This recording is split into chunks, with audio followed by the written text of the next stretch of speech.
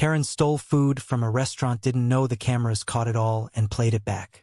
The air was thick with the scent of grilled meat and fresh bread as Karen stormed into Bella's bistro, her heels clicking against the hardwood floor. She was a regular, known for her sharp tongue and endless complaints. Tonight, though, her eyes gleamed with something more, entitlement laced with desperation.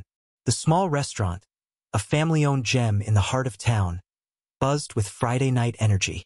Waiters weaved through tables, and the hum of conversation filled the space. Karen, however, wasn't here to dine. She had a plan. Bella, the owner, was behind the counter, her hands flour-dusted from kneading dough. She'd built this place from nothing, pouring her heart into every recipe.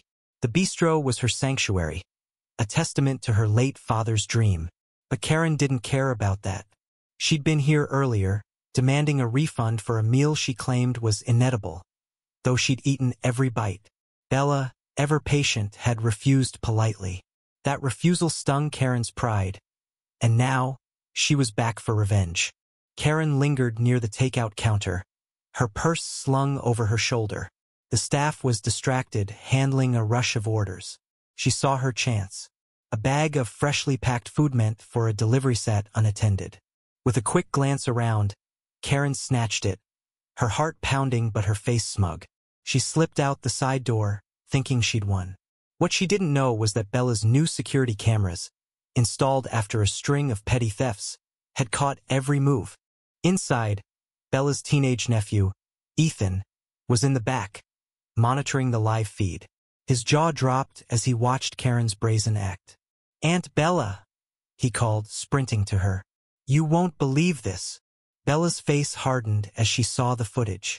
Karen, the woman who'd berated her staff for years, had crossed a line. But Bella didn't call the police.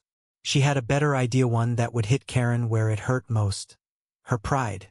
The next evening, Bella invited the town's regulars to a special event. Karen, oblivious, showed up too, drawn by the promise of free appetizers.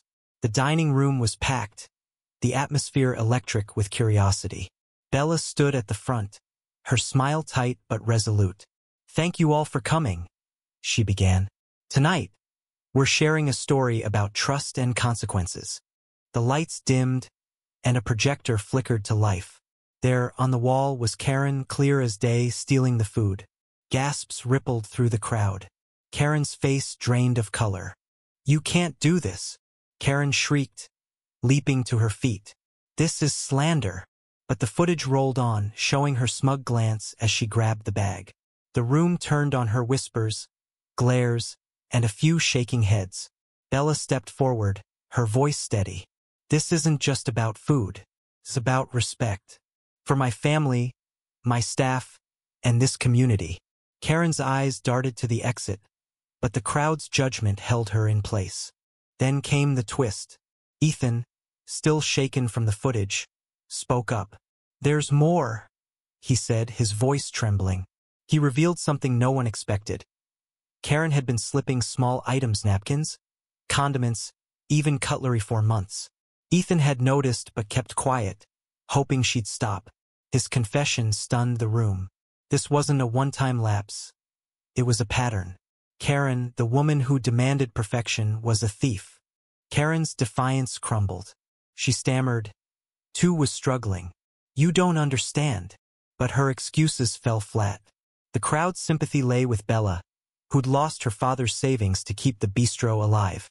A woman in the back, Mrs. Carter, a retired teacher, stood up. "You didn't just steal food," she said. "You stole trust." Her words cut deeper than any police report could. Karen fled, tears streaming, as the crowd watched in silence. The aftermath was brutal. Karen became a pariah. The bistro's regulars rallied around Bella, their loyalty fiercer than ever. But Bella didn't gloat. Late at night, she sat alone, replaying the footage, her heart heavy. She'd exposed Karen, but at what cost? The community was fractured, split between those who pitted Karen's fall and those who cheered her humiliation. Ethan, too, felt the weight. His confession had changed everything, but he wondered if he'd betrayed Karen by speaking out. The story didn't end with justice served. It ended with a town grappling with its values. Karen's theft was small, but the ripple effects were vast. Bella's bistro thrived, but she carried the ache of knowing she'd publicly shamed someone. Karen, once a loud voice in the community, vanished, her reputation in tatters. And Ethan, the quiet hero, wrestled with his role in it all. What do you think, was Bella right to expose Karen? Or did her public shaming go too far? Share your thoughts on justice and community trust.